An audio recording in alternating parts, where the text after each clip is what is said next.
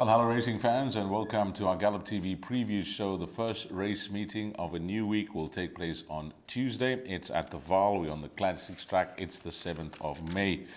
So what's on the go? Well, having a look at what's on offer at the Vaal on the Classic track. 8 races carded. Race number 1 begins at 12:30. So that will be the bipod. The place accumulator at 13:05. And then the pick 6, the big one, will be at 13:45. So that's some of the times that you'll need to be aware of if you want to get on for the first 3 exotics. As always, it's Alistair Cohen that will be joining us for this preview show. First day of a new week, Alistair. Very good day to you. Yeah, good day, Dees. I wish you were sounding a little bit better. You sound like how I felt when going through this card, with the highlight being an MR68, 3 MR68s on this card. But to be, in all seriousness, actually applaud the operator for putting on a race meeting like this. From a punter's perspective, it might look like a little bit of a headache, and you probably have to think a little bit out of the box. But with that said, I mean, we all know the demographics of racing, that if you took a percentage and did a census, you'd find a lot more horses rated, say, less than 80 than rated more than 80, probably get your twilight zone between 80 and 90. So this is an opportunity for connections to get wins, to get stakes under the belt. This race meeting obviously caters for it. When I started in Joburg in 2010, these race meetings were basically the replacement of the old Bloemfontein race meetings, and I have no objection to seeing them back. I wouldn't want to see them every week, but for connections, it's certainly no bad thing. This week's going to be good. Obviously, we've defaulted to having feature races on Wednesday at Hollywoodbets Greyville with both guineas and the drill horse stakes. Friday there's feature races at Fairview. Saturday we've got the World Sports Betting 1900 and the KRA East Coast, and then the Secretariat on Sunday. So lots of good and big names will be running over the next few days. So looking forward to it. This is just the starter of the starter.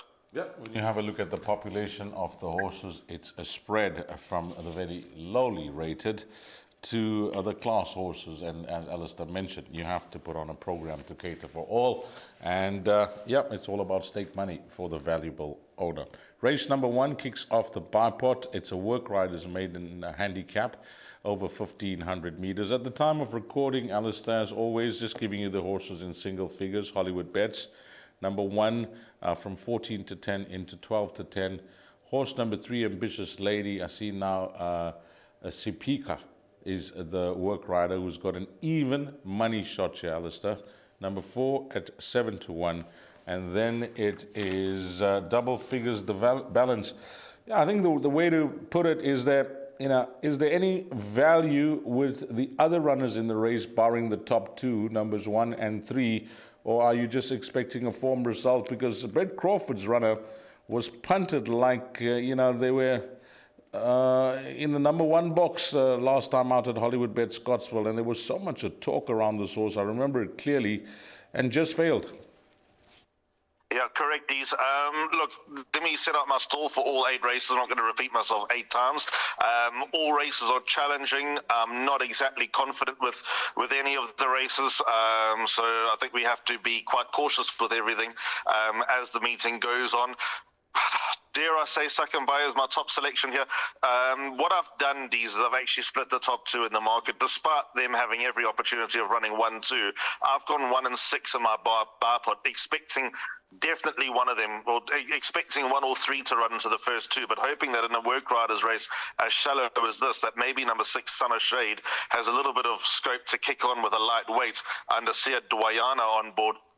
Brett Webber's yard's been going along fairly well of late, and I think that he brings some fairly reasonable, when I say reasonable maiden form that's better than, certainly more than half of this field. So he's my value in the race, number 6, Summer Shade, and I'm just sort of hoping that he can sneak into the top 2. And then I had to work out who I preferred more between Sakambaya and Ambitious Lady. At the time, obviously, Ambitious Lady didn't have a rider. Sabella Sapika is best known for his work at Joey Soma's yard, so he'll just hop over the road to Tony Peter. I'm sure he would have taken Ambitious Lady for a spin before Tuesday's race meeting. She's got okay Durban form, I guess. Coming off a rest is my worry. So I think Sakambai is just the more solid of the 2, despite the deepest draw that he's got to overcome. 8 out of 8 won't be easy over 1,500 meters on the Vaal Classic track.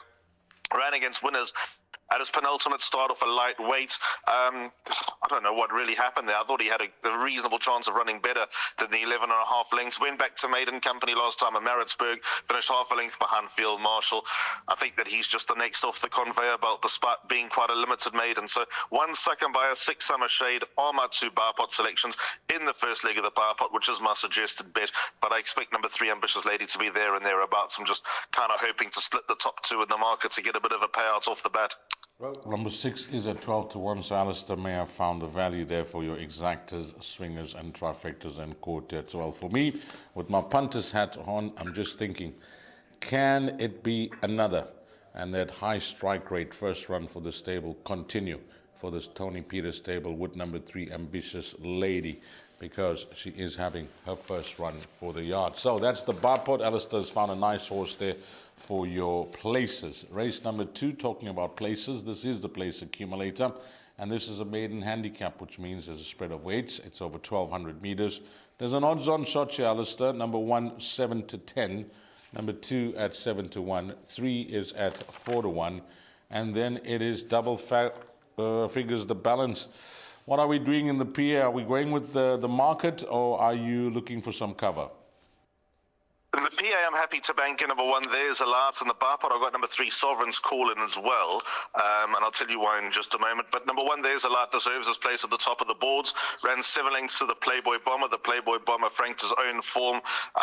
There's a lot was 4-10 at his last start, so that's a huge worry. But I did warn caution to all listeners of the show before his last run, saying that he was no odds-on shot. The fact that he missed the PA is a bit of a worry, but surely he's in the right place now. I mean, this is really shallow. When you go further down the page, the worse it gets. But obviously, the light weights might give them a sniff of at least showing some improvement. But I anticipate that There's a Lot's just about ready to win his best run, although maybe the margins might not suggest, was his first run as a gelding under Pierre Stratum, when he ran 4 1/4 lengths behind World Sports Betting Guineas, KZN Guineas hopeful midwinter wind. He was touched off by Al Bay Reg the only time that Gavin Larena rode him. Gavin's back on board. Gavin was in Cape Town on Sunday with the winner. He was in Durban on Saturday with the winner, so he's putting in the hard yards now. In fact, bar Richard Ferrier, I'd go out on a limb and say that Gavin Larena has been my jockey of the season. Between him and probably Cabello Matsanyani, Gavin's gone really under the radar this season with well over 100 winners. Sort of started off travelling, but limited his time mainly to Johannesburg. Lots of wins with Johan Janse van Vuren, but obviously no match for Ferrier at the moment. So 1, There's a Lot, valid claims. 3 Sovereign's Call, I give a prayer to, held by There's a Lot on the run to Al Bay Reg, but comes in here 4 kilos better off, and crucially comes in here with draw 1 over 1,200 meters. That's not an easy place to race from if you're sort of drawn 6 and above, where There's a Lot. So I think Sovereign's Call's got a chance of closing that deficit. Turn the form around, I don't know, but I think he's alive to run his best rates to date. Okay, Alistair going with numbers 1, and the obvious horse, and then the cover is number 3. 1 and 3 are his numbers, but he's suggesting that maybe number 1 is a banker in the place accumulator. On to the big one, which is the Pick 6. This will begin at 13:45. It's over 1,800 meters. It's a maiden handicap, a very important scratching here of horse number 2. So the market has been adjusted already, because we get those updates from Hollywoodbets. Number 3 at 22-10, 4 at 11-2, 5 at 3-1. There is some action around 2 horses here, Alistair, numbers 6 and 7. Both open up at 20-1, and they've shortened into 14-1. And then it is number 6, which is Perform, at 6-1. Yeah, this race, Alistair, I don't know how you sing the first leg of the Pick 6, whether we can play to the rule, and now with the scratching of number 2, so we'll call it 12 runners that will go to post. Obviously, the rule being, is it more than 6 or is it less than? Let me count it up, because number 10, Chieftain Shields, just come out literally 5 minutes before we started recording. So now we're down to 11 runners. So my bar pot numbers here are 5, 7, and 8. That might sound a little bit obscure, but I'll tell you why in a moment. 3 has to go in. What happened to number 1, Main Mission, last time? I mean, I'd ordinarily be fairly keen. He probably just needed the run, Main Mission. I think you probably need another run. So what's that, 4 horses that we can go to the well with? I don't think Perform's going to win anytime soon, despite having 50.5. She's got an ordinary draw. So yeah, 4 horses in the Big 6, 3, 5, 7, and 8. With number 5, Incredible Andrani, a pretty confident top selection. She's got the best of the draws. Her penultimate run, I'd say, was probably better than her last run, although the margins might not suggest that. Sad with Roses, of course, is a full sister to Perfect Witness. She looks like she's progressive and she's going to win a few more races, and I'd like to believe that that run alone is probably as good as any form that anyone brings into this race. Number 5, Incredible Andrani. I like the fact that she goes back over this distance, 1,800 meters. It might have been a little bit too much for her at just her second start, where she still acquitted herself fairly well. Last time behind the battling maiden Red Knot was a fair run under Tsepiso Matswele, where there was money for her. I'm confident that she'll be in the top 3, and I'm actually confident she'll be in the top 2. You know, to put my absolute neck on the line and say that she's a good thing, that would be foolhardy of me for number 5, Incredible Andrani. I'm not surprised number 7, Japanese Maples, coming for support here at Aldi's. 55.5 kilos on his back.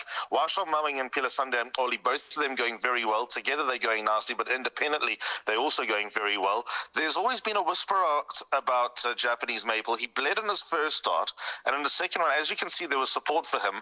I think he needed the run. I think he needed his runs back. His penultimate start behind Salute the Flag, horses just in front of him, Battle of Barberton and Mocha Frappe have come out and won. And there were signs of life last time over 1,800 meters under Goodman Daramasi. I think this horse is going to go fairly well, number 7, Japanese Maple. I think it's been a slow burn. He's obviously had issues in the starting stalls, but it looked like he overcame those last time out. He is undoubtedly my value in the race. And the other horse that I've got a bit of time for here, and this is totally against the grain, is number 8, Global Reef. Third run after a rest. I know that Future Africa had never beaten a horse home before his last run when he turned them over in a work riders race. But he's a good-looking son of Global View, and I refuse to believe that he's going to die a maiden, number 8, Global Reef. And this is such an ordinary field that I think he's going to step it up and run his best race to date, number 8, Global Reef. To say that I think he's got a winning chance, even though I've included him in the pick 6, would be a bit of a stretch. But put him into your trifectas and quartets, because I think he's definitely allowed to get into the frame. So 5, Incredible Andrani, all things going well, should win. But 7 and 8, I'd even recommend taking swingers with those two, and I think that it's going to pay all right. And then are we reading in between the lines here that it's too soon for Master TikTok after that third behind Battle of Barberton over the weekend, 2 lengths behind? It would be the match style to back them up. Obviously, provided the horse pulls up well and, ate up well, I think it's going to come a little bit too soon. It's just against me. And also, I've never really been that impressed with Master TikTok, despite having some runs that you can make a case for him. He's an horse that I've gone with Bob in a blue. Oh, happy with those numbers then. 3, 5, 7, and 8 in numerical order, race number 3, and hopefully those 4 runners will be good enough to kick things off for the pick 6. Let's move along to jackpot 1, race number 4, 1,800 meters. Betting here, number 1 at 7 to 1, 2 at 11 to 2. Number 3, who's got the cheek pieces on, the tongue tie on, at 9 to 2. 4 is at 9 to 2. 5 is at 9 to 2. And then we got horse number 9 at 6 to 1. So that's the way they're betting here. I really like the look of 5 here, Alistair.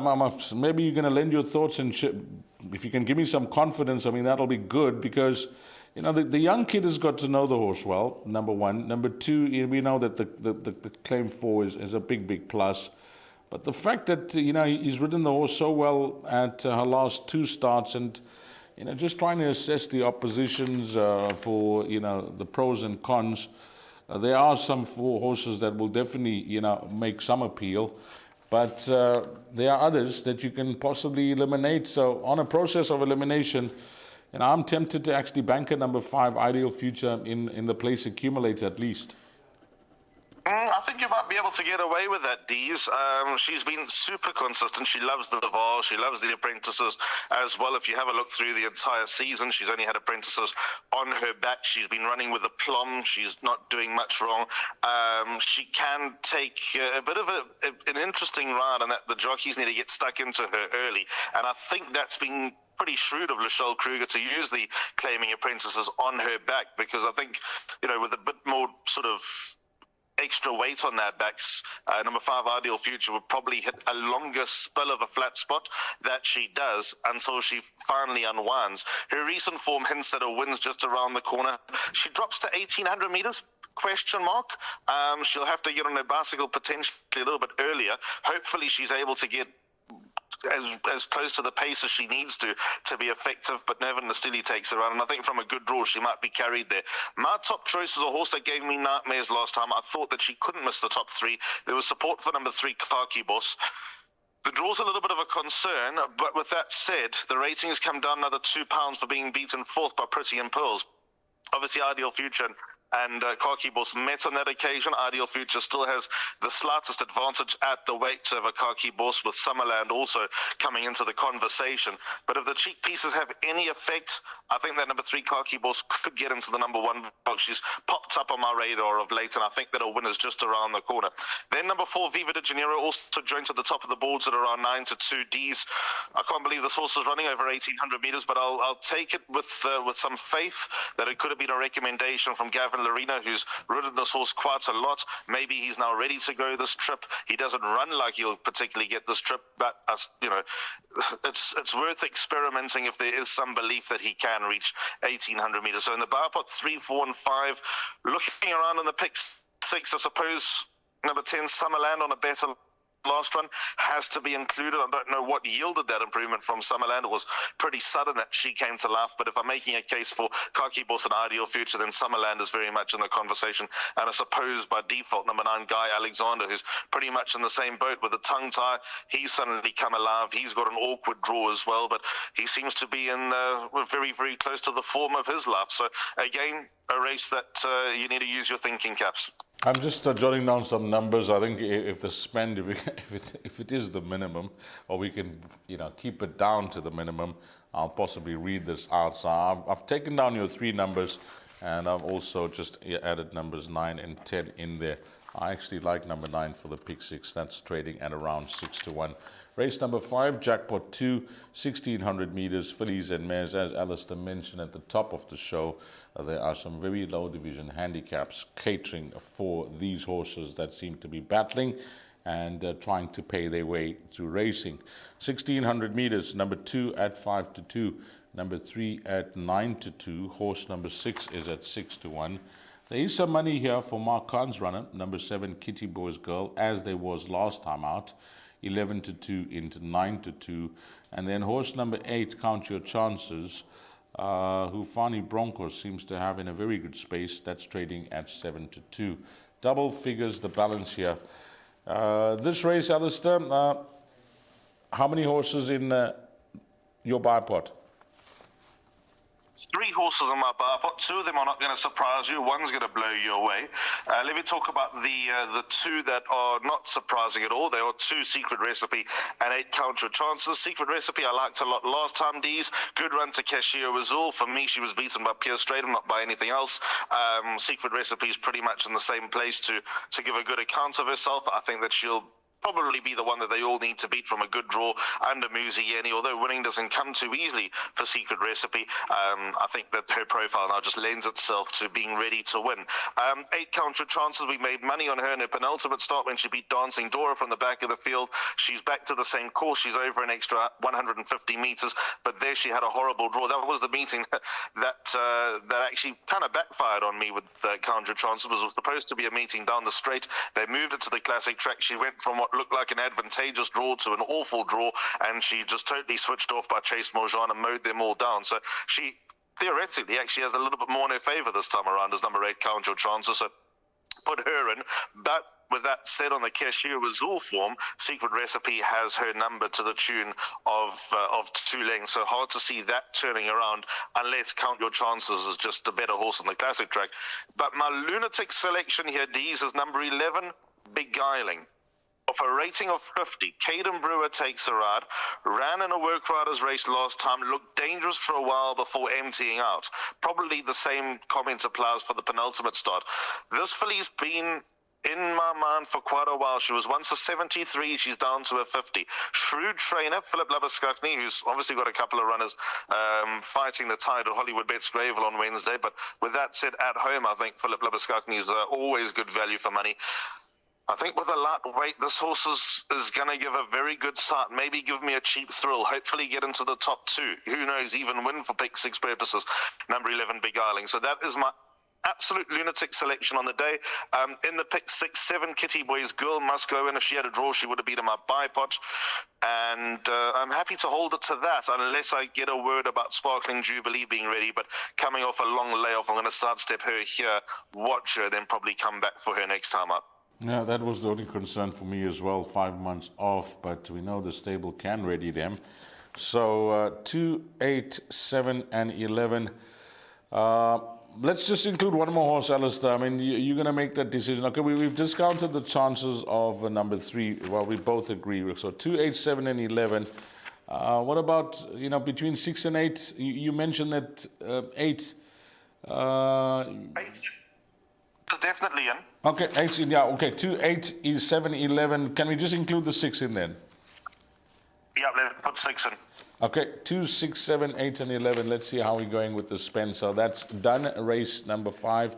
Race number 6, merit rated 68 handicap, 1,450 meters. Let's go with the horses in single figures as we bring up that field. Number 2 at 4-1. 5 is at 6-1. 6 is at 9-2. Wow, look at this, Alistair. 7 at 8-1. 8 is at 8-1. And 11 is at 8-1. 13 is at 7-1. I mean, if we can get through this leg with 5 horses, I promise you we are winners. So try and keep it to 5, Ali. Okay, so my bipod numbers are 2, 6, and 13. So there's 3 horses taken care of. 2 Putin's Promises just turned the corner without blinkers. 2 Better Runs, comes out of a good draw, gets Kamalo on board, back on board. If the Leo Alado form is franked a couple of races earlier by the likes of Guy Alexander and Viva de Janeiro and a couple of others, then that will enhance the confidence about number 2 Putin's Promise, whatever confidence you can have in a horse that hasn't won in 632 days. But it's plain to see that the removal of blinkers has brought a bit of life about the son of a Nounce. 6, Gimme the Flame, is my top selection here, but with a sense of trepidation.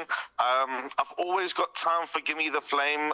She runs her best races at the Vaal or on the poly track down at Hollywoodbets Greyville. Her win in her anti-penultimate start was crazy because she went off to the front and she just got strong as the race went on. She was almost like she was possessed. She's actually a well-bred daughter, Give Me the Green Light. She's from a famous female family that's got the likes of Lazar, Marshall Eagle, and a few others in that bloodline. So number 6, Give Me the Flame, I think has got every chance. Draw a line through her last run.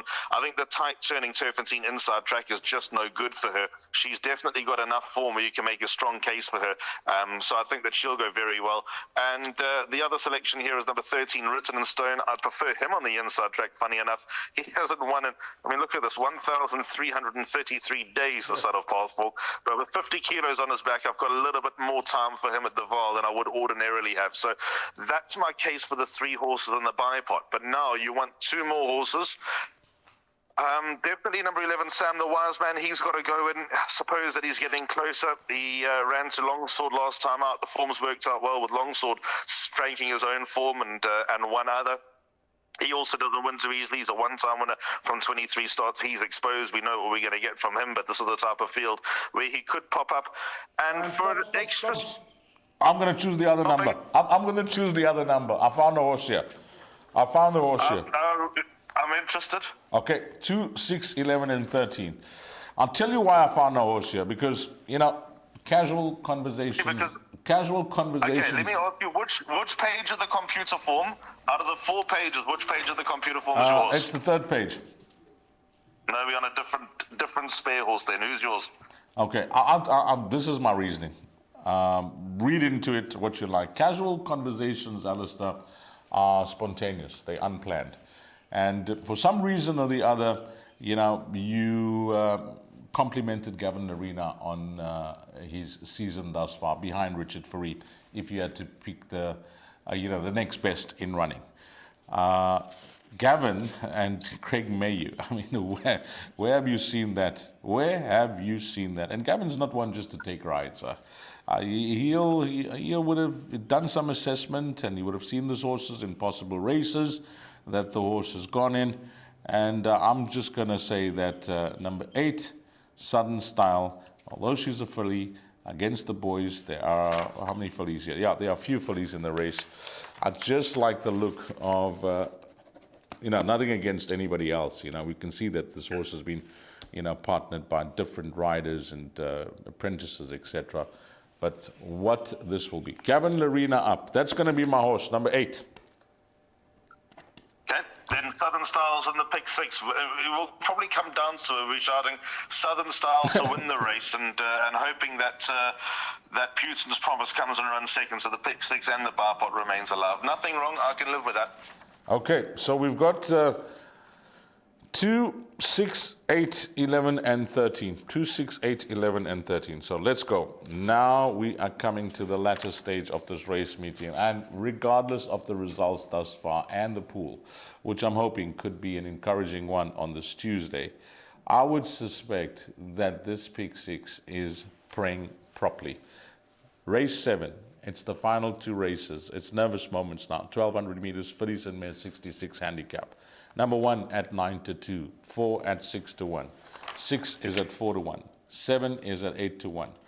Then we got number 8 at 3-1 and 10 at 6-1. I'm first going to just give you that form update and see if these horses go. Numbers 7 and 8 finished 4th and 2nd respectively behind Nazare. That was on the 2nd of May. So keep an eye on scratchings. If they go, well, then they worth including on that updated form line. If they don't, then they're certainly going to help minimize your spend here. How are you reading the race, Alistair? So I'm just looking at in the pick 6, number 4, Lady Elliot, definitely. I'm actually very keen on her chances. If she had a better draw, I'd make her a banker. But the fact that she's got a bit of work to do from draw 11 out of 12 as it stands is a little bit of a worry. There was support for her last time behind her stable companion, Alicia's Love. She just ran out of puff over the closing stages. I think that she's actually underachieved throughout her career, but now she's come down to a 69 rating. She's got to be close before Lady Elliot. But obviously the disclaimer is the number that she jumps out of. Empress Game definitely has to go in on the back of her second, probably a trifle unlucky behind Nazare when she just got a little bit intimidated over the closing stages. She has every chance of backing that up. She's just ready to win. The recent form are just places. Generally places turn to win, so number 8 Empress Game goes right in there. And then so does number 10 Twice as Wild.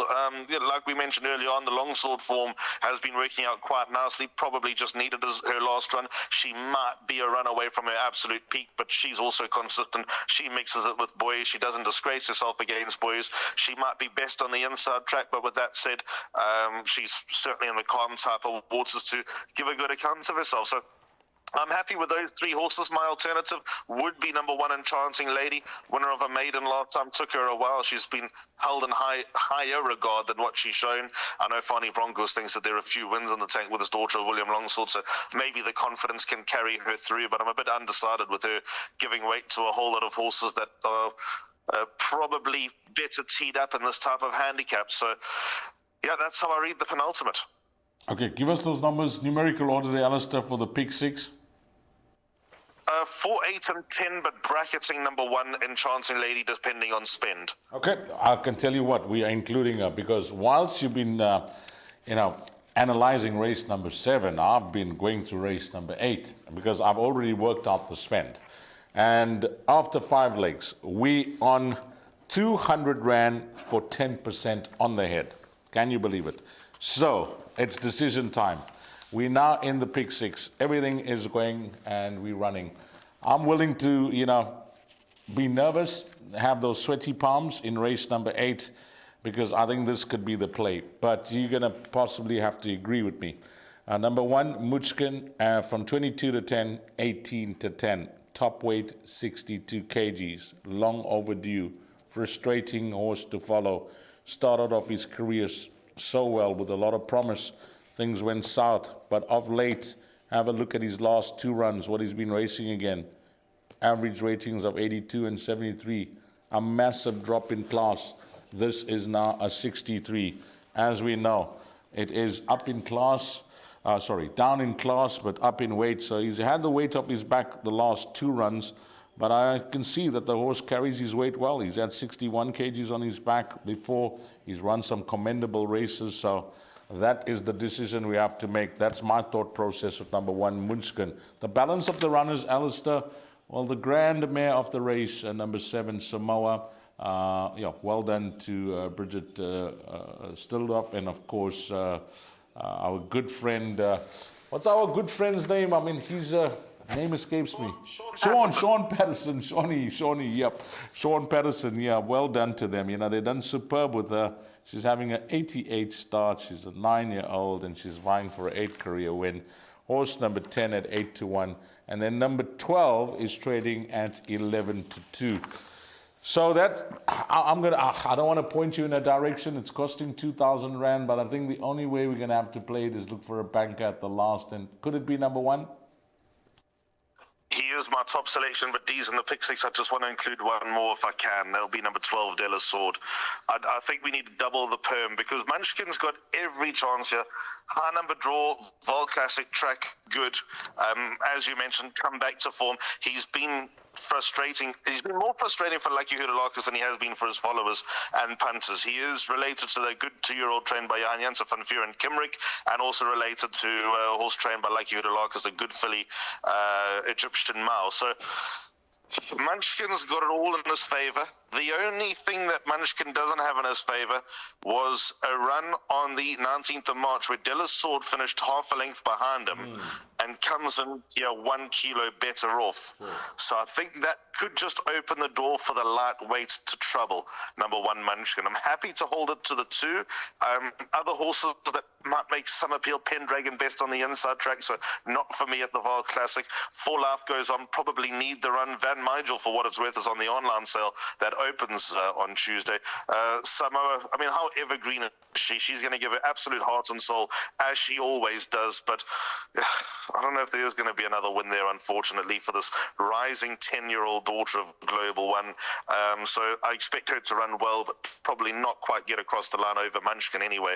And then number 10, Dark Tide, another horse that's been on my radar for a while, but I'd like to see probably one more positive run before we can go with Dark Tide. So those are my reasons for liking 2 horses more than the others. Munchkin, clearly my top selection, but I'm tiptoeing around number 12, Della Sword, and thinking that she can give the top weight something to think about because she has before. Okay, the in-running pick 6, we're going to keep to the spend, which is 200, and as you've come to know, that the tote will give you the fractional betting, and all we do is reduce that. So the perm for 200 Rand will be 5%, and I can promise you that all we're saying is that the pick 6 needs to pay 4,000 Rand to break even, and whatever the results on this race card, if it pays less than 4,000 Rand, the next time you're in Durban, and I know that this show gets a lot of hits, the next time you're in Durban, if this pick 6 pays less than 4,000 Rand, come over to me and say, Dees, you owe me a bunny. Okay, this is the pick 6. 3, 5, 7, and 8, but 3, 4, 5, 9, and 10, but 2, 6, 7, 8, and 11, by 2, 6, 8, 11, and 13, by 1, 4, 8, and 10, and that last leg, 1 and 12, the in-running pick 6 for Tuesday at the Vaal Classic track will cost you 200 Rand for 5%. Alistair, you mentioned that your suggested bet was a bar pot. You want to go through that? Just to go back to the bunny, come find D's, come find me as well, because I'll start coming down from Daily News Day, and we can go Harvey's on the bunny, and we'll throw in a beer or a Coke as well. If it pays less than 4,000 Rand, which is the absolute best bet of the year, then that can be the wager. Come and find us. We'll be keeping Hollywood alive for a few more centuries. So as far as the power pot goes, 12:30 is off time. 1 and 6 in the first leg. Sakambaya and Summer Shade. Second leg got 1 and 3. There's Alliance and Sovereign's Tall. Vaal. Then in race 3, leg 3 of the bipod, 5 Incredible Andrani, 7 Japanese Maple, and 8 Global Reef. Then race 4, leg 4, 3, 4, and 5 Kaki Boss, Viva de Janeiro, and Ideal Future. Penultimate leg, race 5, 2 Secret Recipe, 8 Count Your Chances, and the lunatic selection of the day, number 11 Beguiling. And then the final leg of the bipod, 2 Putin's Promise, got 6 Gimme the Flame, and also number 13 Written in Stone. Going to have to spend a bit, as we all know, on this card, but the guarantee is that the dividends are going to be well worth it. Well, it looked impossible when you had a look at this Big Six, but through some conversation with our analyst, Alistair Cohen, well, we're going to get on, because I think that 200 Rand for 5% is worth something, and you saw Alistair bipod there on screen. So that's it, Alistair. So that's on a Tuesday, where things will begin at 12:30. Thanks for your valuable time, as always. Always a pleasure, Dees. Thank you so much. To the viewers, have a wonderful week, and hopefully it's everything that you need it to be. Well, that's Alistair Cohen on behalf of the team of Gallop TV, from myself, Dees down, and to you, the valued racing fan. Have a blast, find all the winners, and hopefully it turns out to be a huge success on this Tuesday. And I say fingers crossed, because I like the look of that Pick 6 that we've done on the show. 200 Rand for 5%. Until we meet again, you take care. Salanigaste.